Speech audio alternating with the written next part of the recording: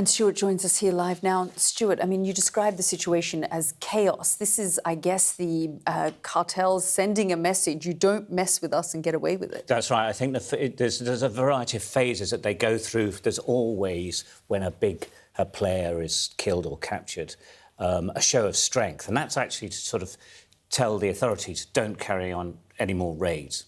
That moves then into another phase, which is often where the cartel finds itself under pressure from other cartels, and they may well be fighting amongst themselves or with those other cartels. And then it can move on to them saying, well, actually, no, we're going to attack the government.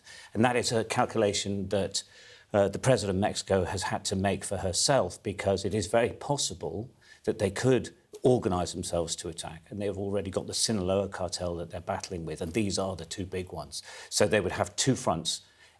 She's obviously made a decision that this is the right thing to do, probably because of President Trump. And that's what I wanted to get to, Stuart, is this also risking all of this, knowing what could happen, just to send a message to Trump, we are taking this seriously? Yeah, definitely. He's been putting more and more pressure on the Mexicans, amongst other Latin American countries. Obviously in Venezuela, the then President Maduro has been taken to the United States. He's been threatening to attack Mexico and say that if they don't do it against the cartels, he will do it.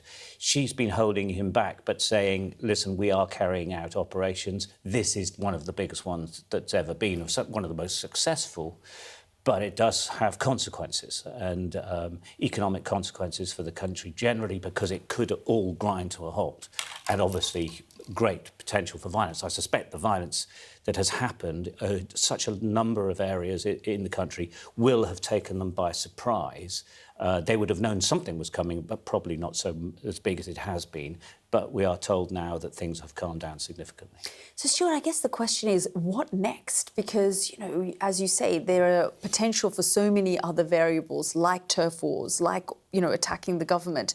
What do you think, from your understanding and analysis of their thinking, is going to happen next? Well, I think they're not going to be able to completely destroy any cartel unless by just taking out the head, because there's just always somebody to replace, even if there's bloody violence to get to that point. And I don't think that New Generation is going to stop business. But if they want to actually destroy the cartel, they have to take out all of the middle people. They are the link between the higher echelons and the soldiers, if you like, on the ground. And without that middle, the soldiers slowly, surely fall apart. They're very young as a rule, and don't have much money and all the rest of it, and they're dependent. You'd have to take out that middle cadre of the cartel to actually destroy it. And to my knowledge, that's never actually happened by the government. It's happened because of other cartels taking cartels over. And I think the other thing you've got to remember is the cartels are part of life in Mexico. They're part of the businesses. The legitimate economy, it still has a huge amount of cartel influence in it. So, and there's corruption everywhere, through all levels of society. So I don't know how. I think what it might do is calm things down may calm things down, perhaps in the medium term, but getting rid of the cartels themselves that are so ingrained, I'd say it may actually almost be impossible. I've got about 40 seconds to go, but I'm curious to know, you have spent time with some of these cartels. What makes this particular group so dangerous? They are very nasty, very, very dangerous, brutal.